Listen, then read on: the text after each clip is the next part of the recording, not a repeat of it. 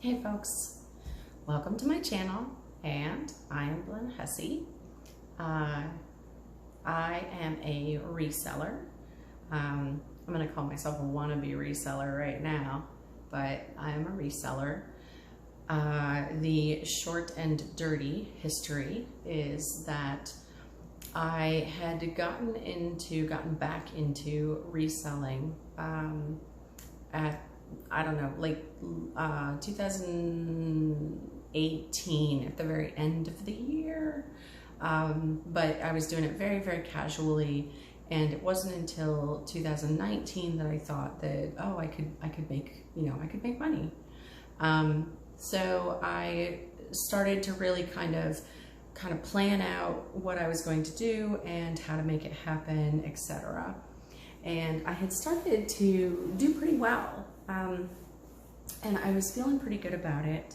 And then around 2020, I thought, okay, well, now's a good time to start a YouTube channel. I was making a good profit from doing reselling, and I was thinking, okay, well, I've gotten to the place where I'm making good part-time money doing this for myself, and perhaps someone could learn some of the things that I'm doing if they're in a similar situation to me, which is essentially, blind hussy, I live on a farm in Pennsylvania, and but it does, the location, the thing, all the details don't actually matter. The essence of it is, I live somewhere where there's not a lot of sourcing opportunity, and the sourcing opportunity that is here, I do not have a lot of access to. So, and that was prior to the pandemic. So I don't get to go thrifting a lot. I don't get to go to estate sales a lot. I very rarely get to go to auctions and things like that. But I was still doing really well with reselling, and I was thinking that this would be a thing that other people might be interested in knowing how to do. Because if you are on a limited income and you want to provide for yourself and provide for your family, then you need to be creative in the things that you do. So anyway, and then the virus came along, and of course none of us could have expected it, but the virus came along and it really changed even the way that I had been selling. Some sellers, resellers and sellers really started doing a bang-up job, right? They started just knocking it out of the park when the virus came about. And I really struggled. I was having a really hard time. Now, there were several things that were happening at that were basically a collision course with one another. At the time that the pandemic really started and I started paying attention to it in January, I also was changing the way that I was selling. So where initially I did a stab in the dark, right? So I got a bulk lot of basically new with tagged clothing, and I found a deal online and I got it, and it's no secret. I'm not keeping it from you or anything. It's just, it doesn't matter because it's not available now. But I got a bulk lot of clothing and I started to sell it. And then after I began to list it, I realized the things I was doing wrong. So I was making adjustments as I went, as I was listing things, and I was selling things. I was selling things consistently across the platforms that I was using. I was, every month my sales were getting bigger, and I was getting excited that my number was getting bigger.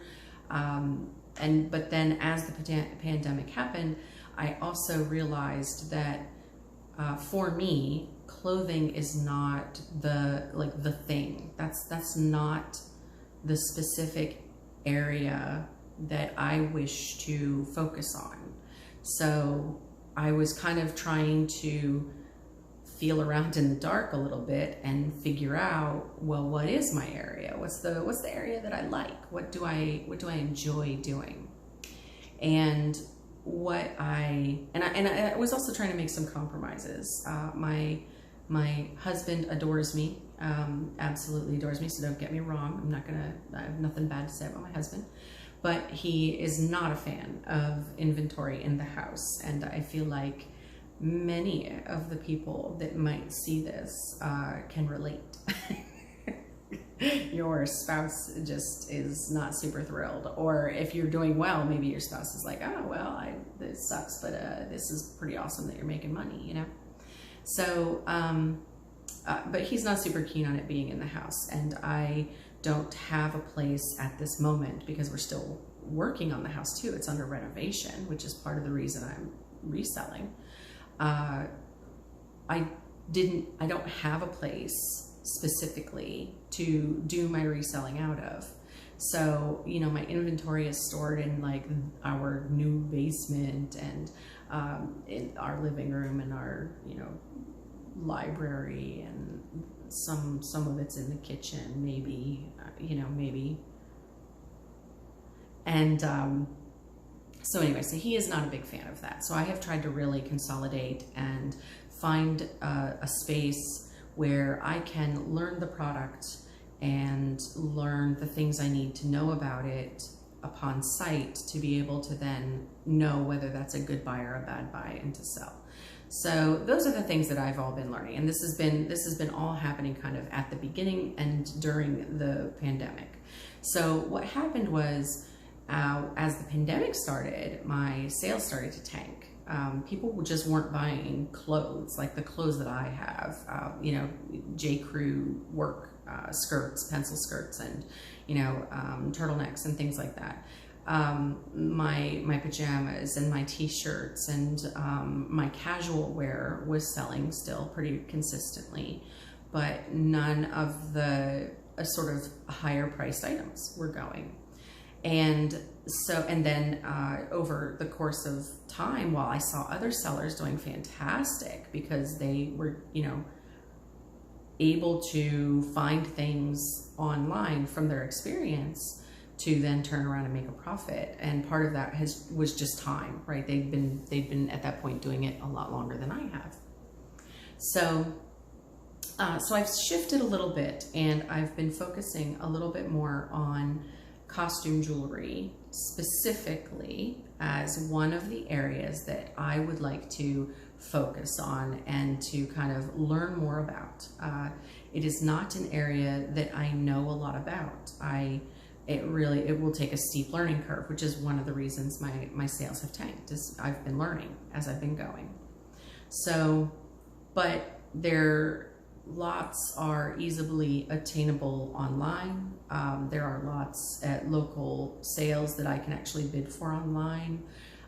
There are lots of options there for me, as well as marketplace, etc., for buying estate jewelry and things.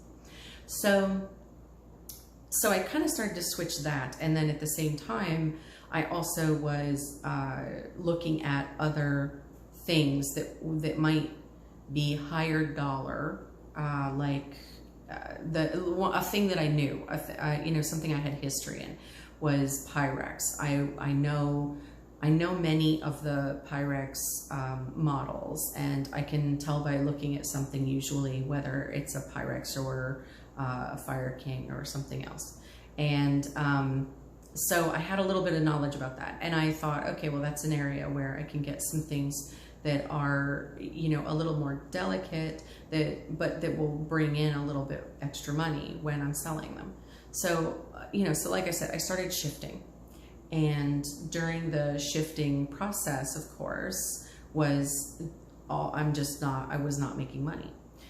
So where we are today, and I'm not sure that I've gone specifically into this, but at the point that I am right now, I average about 100, 150 a week. This is down very much from where I was right before the virus, and you know, where I was fantastic for me for part-time.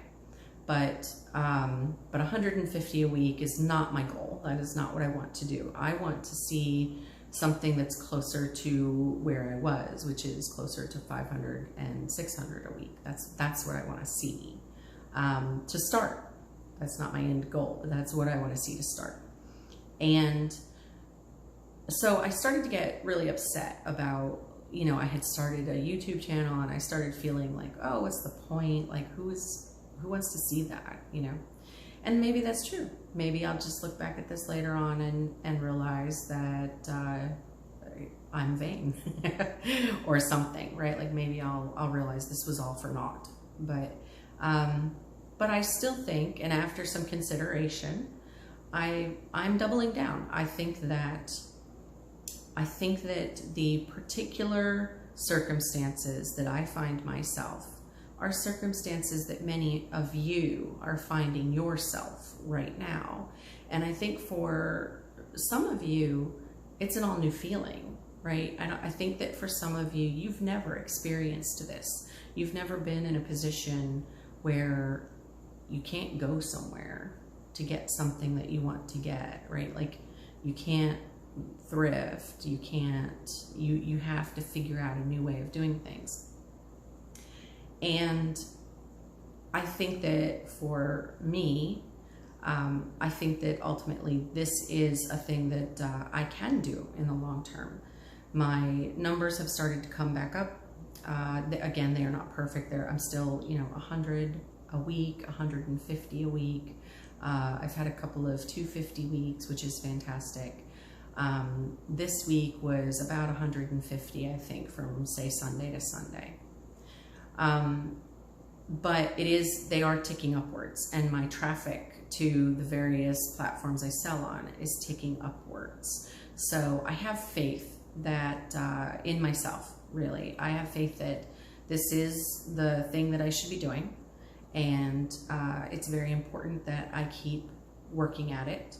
I have been focused on the days where I am not doing a video. I have been very focused on listing those days and photographing, etc. So I think that what I'm looking to do and looking to get back at is a possible thing, and I think that I just need to put more time here and a little more effort. I certainly can say this is what I think about, you know, like just about every minute of the day, I'm thinking about reselling, whether I'm thinking about a different way I should try doing the videos, or a different way I should try to do my listings, or a faster template, or a better way of working the photography, or, you know, whatever it is. The systems that I have in place for inventory are one that I need to address. I really need to go through my inventory. And so, you know, I am constantly reevaluating and adjusting my system so that I can make the most out of what I've got and the time I have available to do it.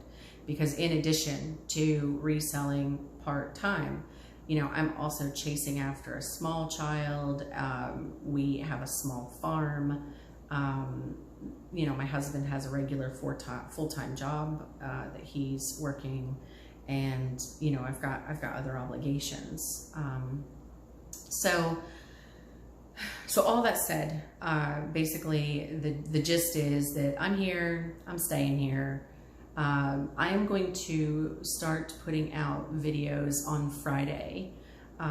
They probably will come through late in the evening, and I apologize if for some reason that butts up against somebody else. I understand that many of the regular YouTubers that have a lot of followers check with each other and things like that, and, you know, sort of check in to make sure that they're not messing with somebody else's already system in place. But, you know, I don't have that many followers, and I'm not really expecting to have that many followers. I would love it if you guys found use in what I have to say and would follow me, but I'm I'm also comfortable if this is an education piece for just me, you know, or me and my sister, depending. So anyway, so that's basically where I'm at. I'm going to put out videos on Fridays. The other days I'm going to be listing and selling. I am currently, I have been on a sourcing hiatus. I've need to stop sourcing. And I had been doing that until this week. This week I actually picked up some things that I probably shouldn't have. But I picked up a couple of things and they've been slowly trickling in for me to list. So, but I've been doing about 5 listings or so a day. I get them uploaded over to Poshmark and then I usually cross list them from there. So, and I will, I think that my next video will be about my particular method of doing a listing and then cross-listing it, because I know that a lot of people have done videos, and a lot of them have done fantastic videos that, you know, where they're in front of their computer and they're doing shared screen and split screen and all this stuff, and you know, you'd see how technology really factors into what they're doing. I am not that advanced yet. I'm still doing everything on my phone essentially. So this video's on my phone, my listings are on my phone, my photographs are on my phone, everything. And then I upload them to my computer and then I go from there. So anyway, so I will do the videos on Fridays. I will do the other things the rest of the week. When my videos get released on Fridays, I'm really just gonna upload them once I finish the minor amount of editing that I do. It'll probably be a little late in the evening like it is now, because my little guy, when he goes to bed, that's my opportunity. So that is probably when I will be doing the editing and uploading. But I will do my very best to get a video out every Friday. And if you don't see one on a Friday, it'll probably be there, you know, Saturday in the early afternoon when I get another chance to focus on it. So that's the schedule, and that's the sort of long, brief history of where things are at and where they're going. I'm not gonna bother with the numbers until my numbers are back up to where they were prior to the virus, and it's not because I'm trying to hide anything from anyone. It's just that I don't think it helps you. Like I'm not sure, and maybe I'm wrong, but I'm not sure that it necessarily helps you, you know, when I'm doing a $100 week, right? Like I don't think that it matters if I pull out my numbers and show you exactly what I spent versus what I made. Or what the fees were, etc., or what platform it sold. Like I don't think that matters yet. But once I get to a place where, you know, I am making even I'd even say 300, right? Like if I'm making a consistent 300 a week, then I will happily every week sit down and say, here are my numbers, here are the goods, the kinds of goods I sold, and here's what I made, and here's what here were my fees and things like that. So so let's just, I guess, look forward to that, right? Let's look forward to $300 weeks as a stepping stone for the next place. So so that's all of that. And then I guess that means that the last part of the video was the part that I meant to do first. It was the part on my notes that I was supposed to cover first, so that those people that didn't want to like listen to me yammer on about stuff could bail, right, as soon as they got the important tip part. So this particular video, the gist of it is about the Poshmark Drops tool feature, if you will. So some of you probably know, those of you that sell on Poshmark, at the beginning of the week, I think Monday is when I saw it, and Tuesday is when I read up on all the documentation and stuff that I could find about it. But on Monday, I noticed that there was a new feature that called itself Drop. And so Poshmark Drops, what it is, it's essentially just a way for you to let other people on Poshmark know that you are going to have something for sale at a set time. So I guess in a manner of speaking, it's like walking in front of a store that's closed and seeing a beautiful dress and looking at the clock on the wall and seeing that they open at 10 a.m. or something. The Drops feature allows you to list an item, and instead of listing an item and then either making it a draft or listing it immediately, you can choose to have it go live at a specific time on a specific day. So here's how that looks. And I'm going to describe this for the phone because that's the way that I do everything. Essentially, I pull up my Poshmark and I go under the Sell tab and I load up a bunch of pictures that I have ready for an item. I put those in the draft, and then I fill in the other information. So I fill in the title.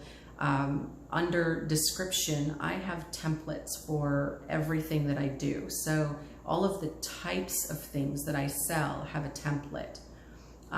So I will cut and paste the particular template for that particular item. In this instance, when I did the drops and I was exploring it, I did one bag, no, 2 purses, and then a couple of items of clothing. So I cut and paste the template in there, and then basically I just filled it out, right? It's once you've got the template in, it's just easy peasy to fill in the blanks, right? It's a little Mad Libs like. So I put in brand, and I put in size, and I put in color, and I put in measurements or weights or whatever it is that the item requires. And then I go down through the list of the other requirements that Posh asks for. They ask for size, number you have available, right, the color, all those things. I put all of that in just like I would if I were getting ready to list it immediately. And then at the bottom of the screen where it says for sale, you click the for sale and it will pop up a list and it will say for sale, not for sale, and then drops, and it will have a day and a time option for you to fill in.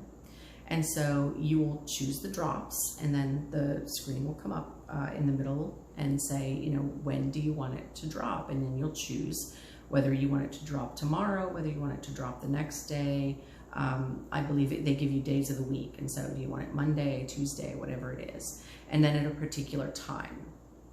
And then once you've finished doing that, you say, it's going to drop at this time. And then you click next, just like you would normally if you were listing it. And once you hit the next button, it will just simply, it'll go in your, it will be viewable to everyone, but it will have a banner at the bottom that says that it will drop on this day at this time. So now here, I'll add in a pro tip. I'm going to call it a pro tip. I guess I should call it a wannabe tip, but a pro tip.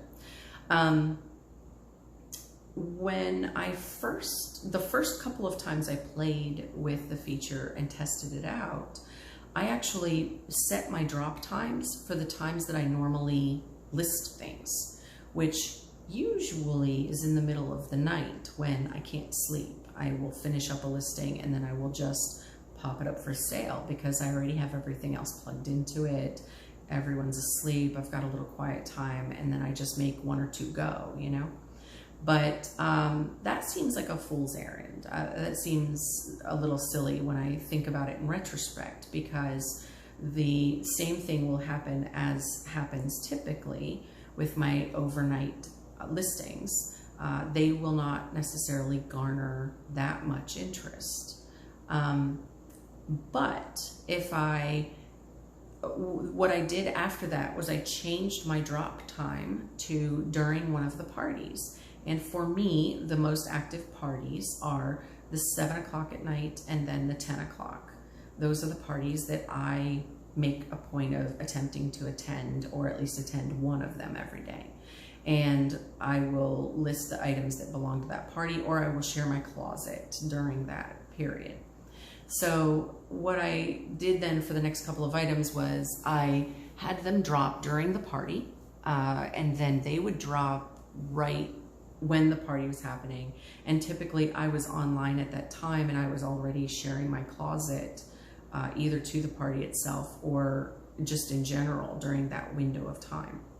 So I found that this actually got me a lot more likes and shares of the item that dropped. Okay, so I don't know if that's true across the board. Maybe it won't be true for you. It has been for me so far. It has only been 1 week, but it has been true for me so far. So that's worked out really well. From a seller perspective, I can really see the advantages, especially if you are a person who likes the algorithm and you try really hard to make the algorithm work in your favor. I know that some people don't believe in the algorithm at all, and I know that some people sort of treat it like the Bible, and they everything they do is based on what they think the algorithm is going to do. So if you are an algorithm person and you think that consistent listing and listing at a certain time of day or any of those things matters and makes a difference in your sales, then you'll want to have the opportunity to list at those particular times of the day consistently and the number that you wish to push out. So this allows you in advance to say 3 for Monday, 3 for Tuesday, right? You could potentially go away for a couple of days and, you know, push those things out while you're just away. Now, of course, don't do that if you're like going on an actual vacation. But I mean, if you're at, I don't know what y'all do, but here in, I've never done this, but here where I live, a lot of people in my area have their own river lot, and that's a thing they do, right? They go to the river lot for the weekend.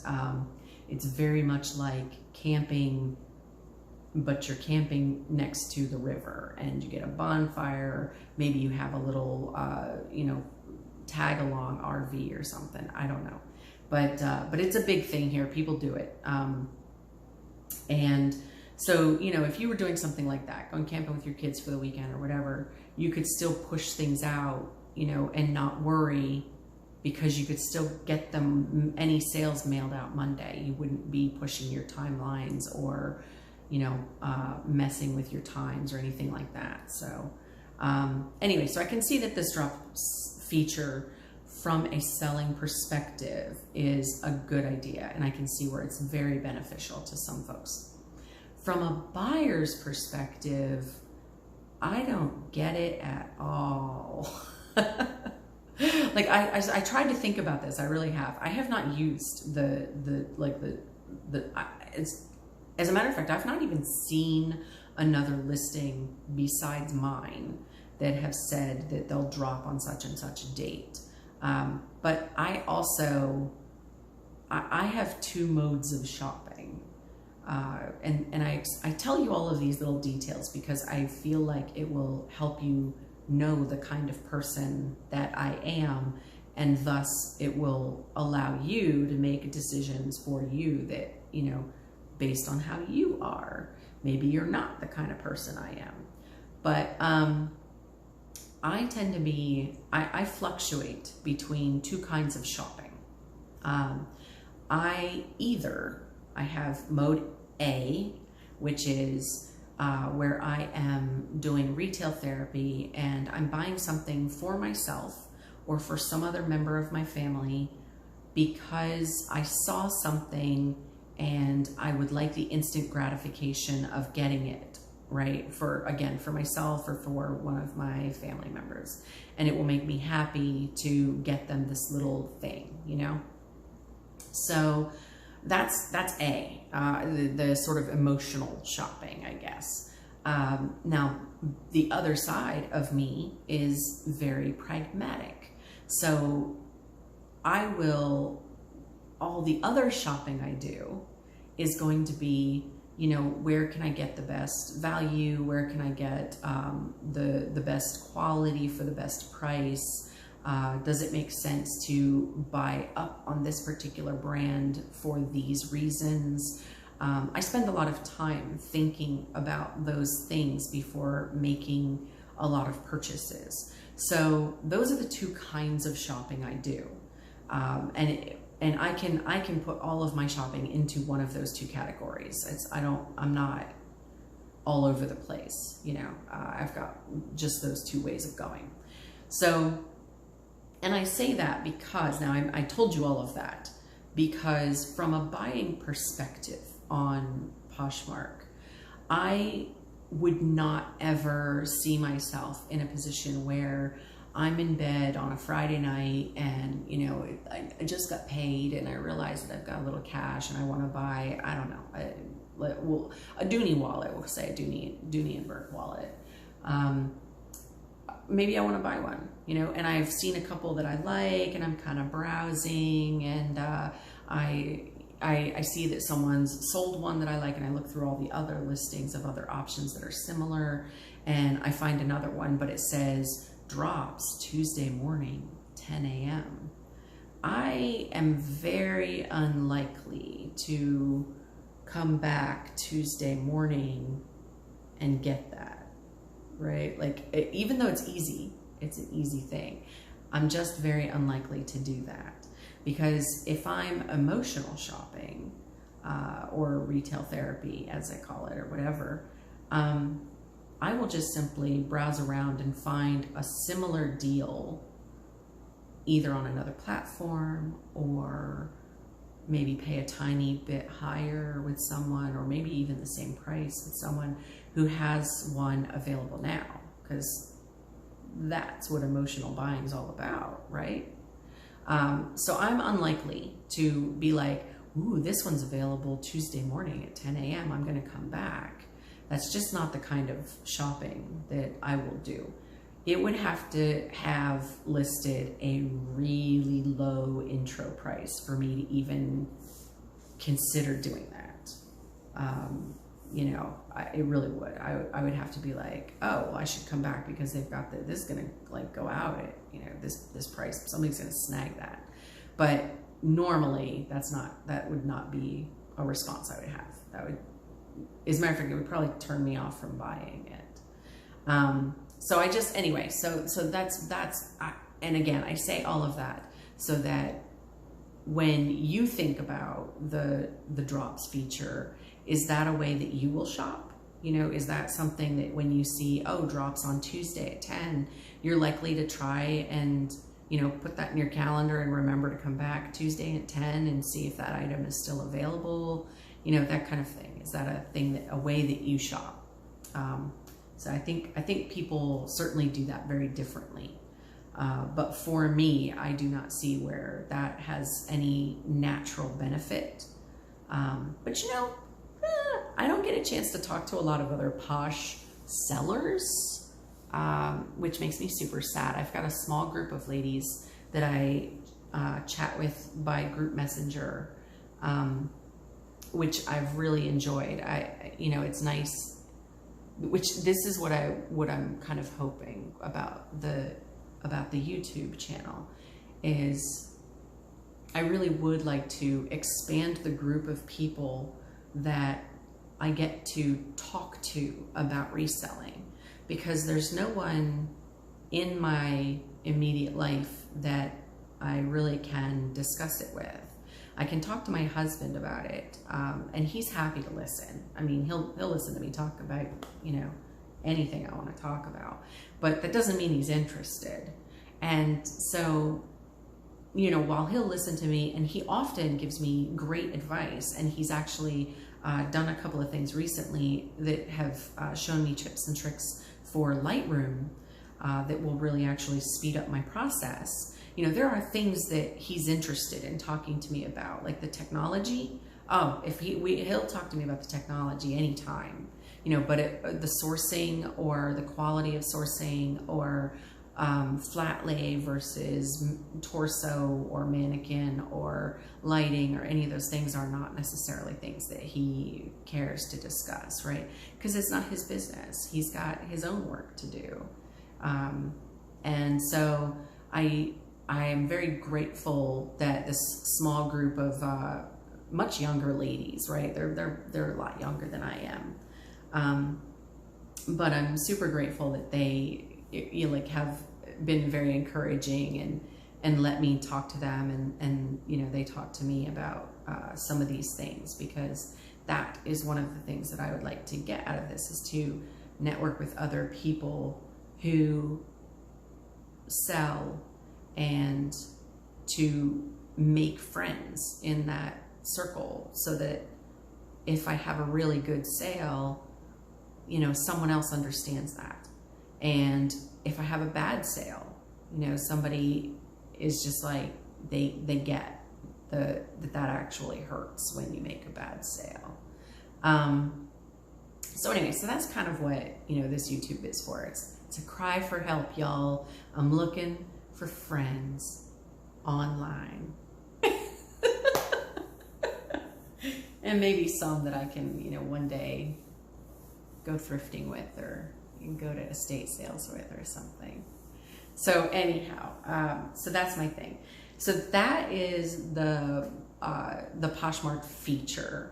And I really wanted to cover that, and I apologize that I covered it last and I did not cover it first. I did have a small series of notes, and I did hit on all of the things in my notes, but I do tend to overshare, and you can't. I don't think that you can get to know how I am as a seller if you don't know how I am as a person.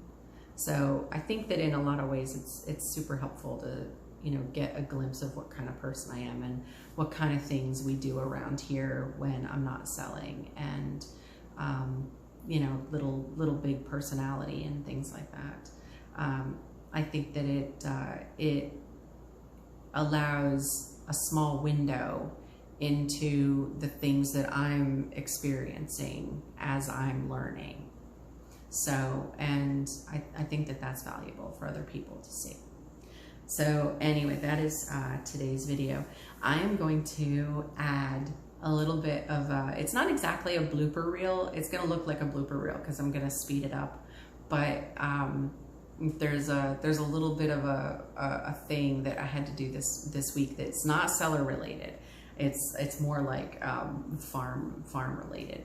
But we had to do a little something this week, and it was kind of a hassle. And so I took video while we were doing it, because it was just so far out of my league in terms of things that I would ever have imagined myself doing.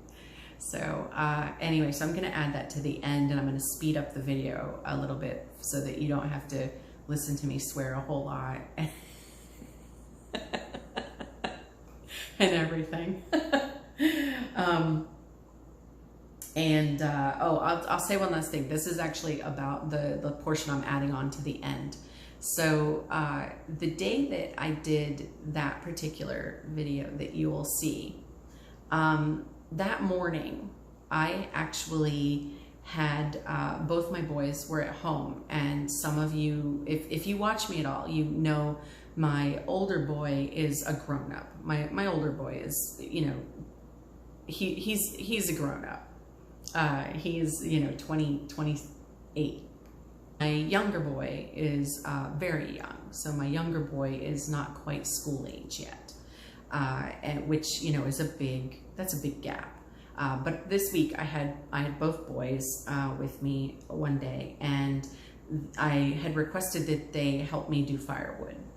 And when we do firewood, Mama runs the log splitter. So I was out with them for a little while splitting some firewood, and the older boy would bring the heavy rounds to me that we had already cut up and were in a big pile for me to split. He would bring the heavy rounds over, and he would hand them to me or put them near me, and then I would pick them up and put them on the log splitter, and then I would split them. And then I would hand them back to him once they were split. and we would trade off. I would give him the split pieces, and then he would go stack them along with the little boy, and the little one would go and take the little pieces and stack them in the woodshed so that we can, you know, prep, because we have a wood stove as one of our heating things. So anyway, so the story is, so I ran the log splitter, and I really enjoy running the log splitter. Like that's a really high point for me, which is hilarious, because again, this is not something I would have ever imagined myself doing. If you said to me, even it wouldn't have been 5 years ago. If you had said to me 7 years ago that in 7 years, you will be running a log splitter every year for firewood and that you will really enjoy it, I would have laughed in your face, because I really like manicures and I like getting my hair done, and I don't keep it, like I don't do makeup and stuff every day. I never did. I always put just a little bit of makeup on. And then I wear my hair, often I wear my hair in a bun or a little clip or something like that. But if you had said to me, but in terms of doing things like around the farm or doing things that are very hands-on rather than technology, I did a lot of technology stuff. If you had said about doing these hands-on things, I would have laughed. I would have been very amused. And I have mentioned this before, that my nanny refers to me as Green Acres, and she will laugh, and because she very much thinks of me in the Zsa Zsa Gabor position, and she'll, every once in a while she'll comment about how I don't wear my hair the same, and I don't go to the salon like I used to, and I don't keep up with a manicure, because I don't. It's what's the point? So I go once in a while, but I certainly don't go like I once did. And so anyway, so the gist is I spent the morning with the boys, and we did some firewood, and it was fantastic, and I had a great time. And I took pictures of the boys, after we were kind of finishing up and stuff with our stack of wood. And that was just a really nice time to have both of them there and to be doing something with both of them, being productive and providing something for our winter, right? Like all of that was actually a lot of fun for me. But the other part of that is that I always feel a little bit, I don't even have like a word.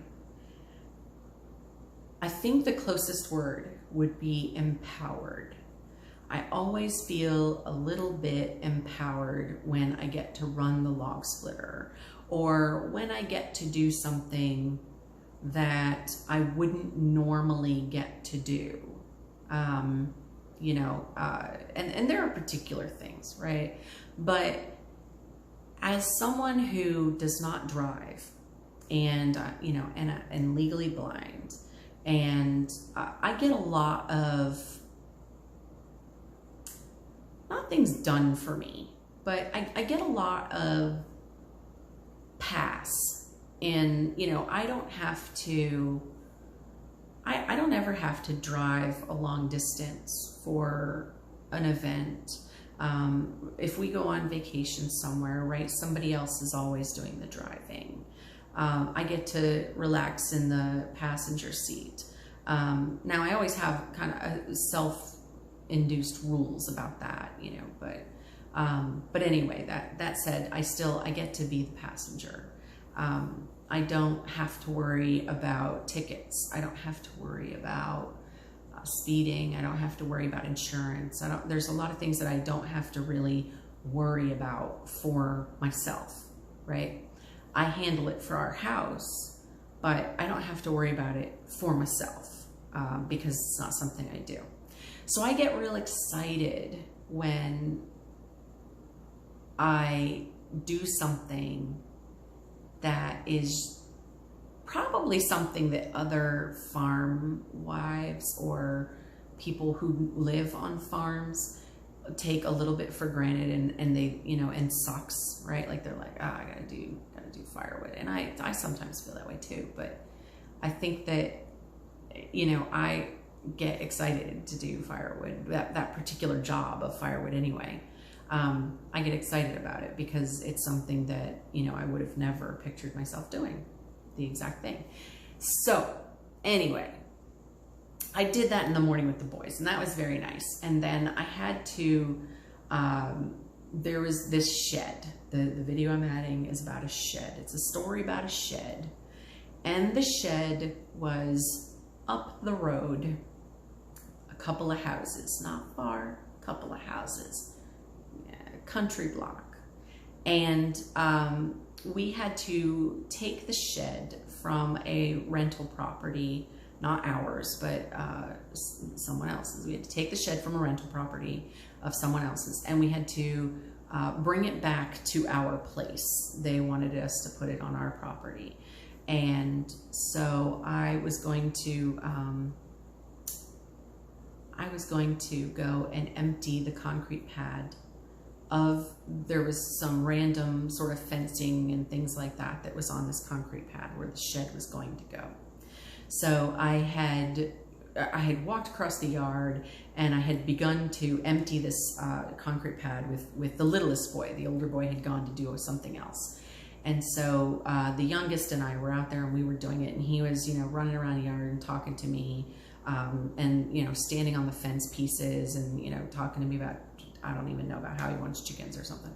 And so we were doing that, and I was taking the things off of the concrete pad, and I was putting them about 5 or 6 feet away, right? And I was just, and I had not thought about it very much, but I put them about 5 or 6 feet away, and I thought, okay, well, that's probably plenty of space, because I couldn't process in my head how the shed was actually going to get on the pad. I didn't kind of work through all that, because it's just a puzzle my brain had never anticipated coming into. So, so I simply emptied the concrete pad. I got it most of the way empty. And then there was a giant rock, a huge rock on it. And I thought, hey, this is a really nice rock. But you know what? Under the garden shed, we have a groundhog that keeps going under the garden shed and trying to dig his way out. I'm going to take this big rock and go and block his entrance, because he's a jerk. And I know he has other entrances, but this will at least be one entrance that he'll stop messing with. So I took the rock over, and I blocked up part of his hole with it. And I went to walk back to the concrete pad, and I fell into a hole.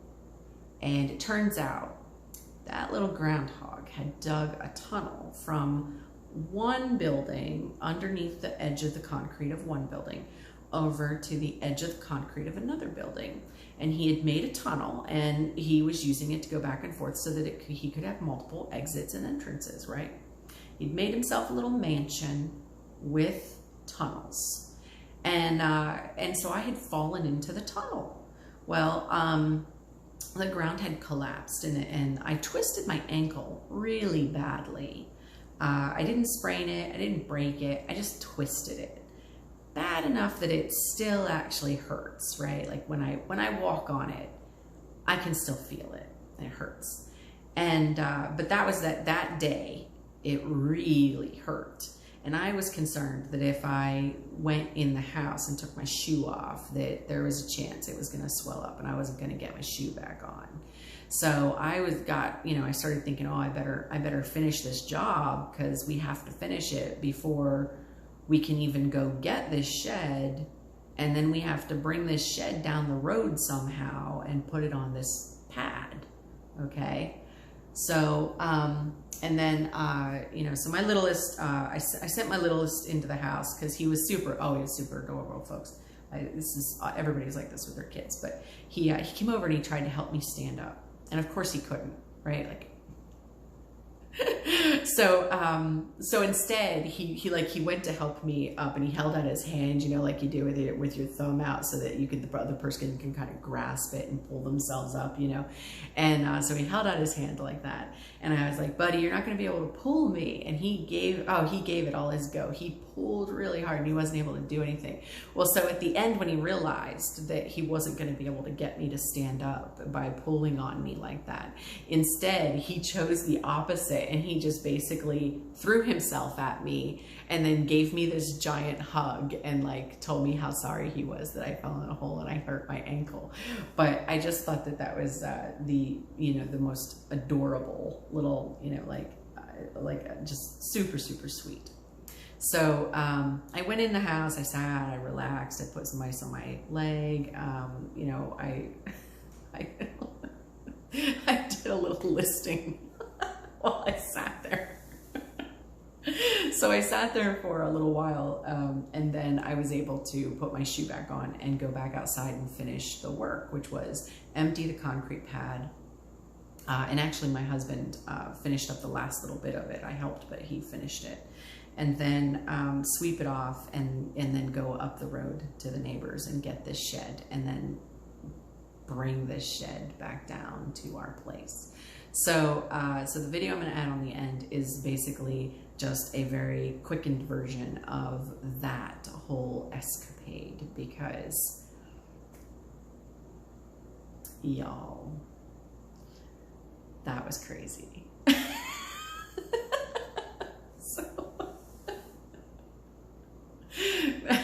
I had to walk in front of the tractor and keep an eye on the shed bottom, so that it, you know, make sure it wasn't gonna just rub on the road, or it wasn't gonna topple off or anything else.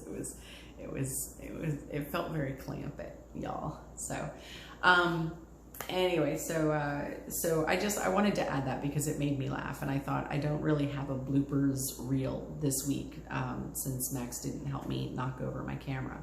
So I thought that I would add that and speed it up a little bit, and already my description is longer than the video itself will be. So there you are. So that's this week's video, and I will see you next week on Friday. And I hope you have a good Labor Day if you celebrate. And I know these are very unusual times, but I hope you keep at it. Just whatever it is you're working on, just keep at it. So thanks a lot. Bye.